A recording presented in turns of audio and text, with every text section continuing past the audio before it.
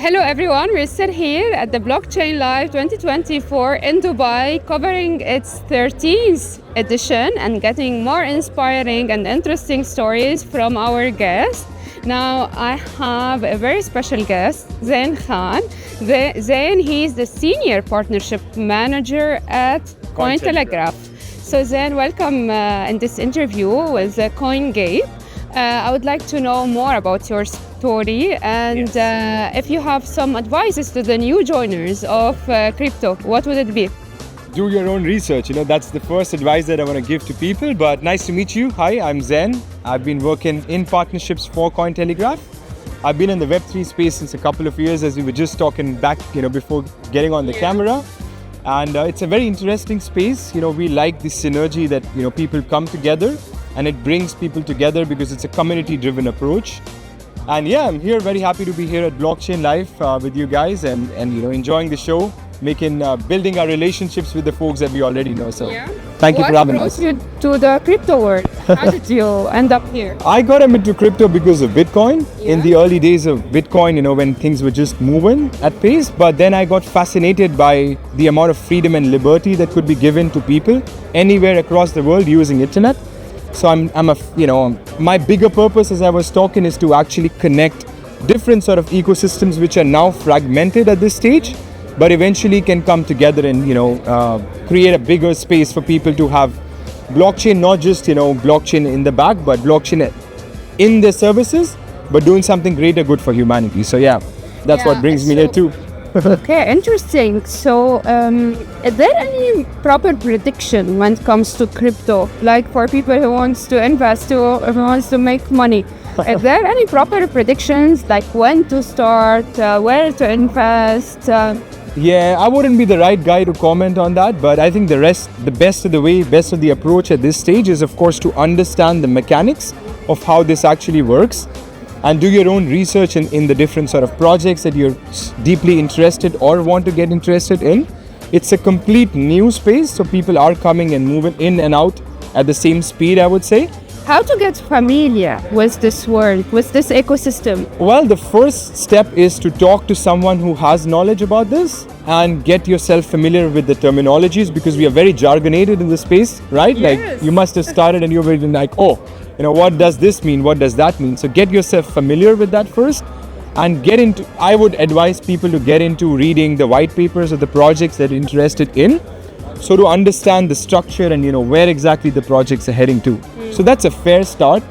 In terms of your second question of predictions, industry is heading in different sort of directions, I would say. But there are a couple of hot subjects, which every bull market begins. I think DeepIn is quite hot at this stage.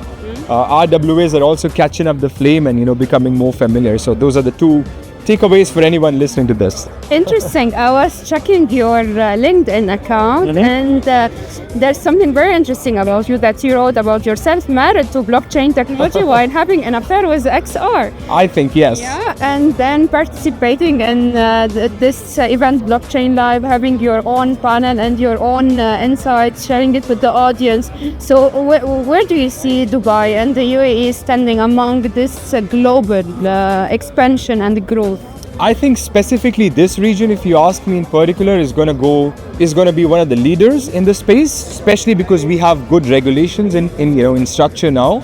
We've seen the space, before Vara was coming into picture. Now that we have these sort of regulations up and, Europe is catching up with MiCA and all the, the new jazz in the regulatory space is happening. I think this will be one of the leaders, as I mentioned, and there's a lot of space for people to come in here because they come because of tax regulations.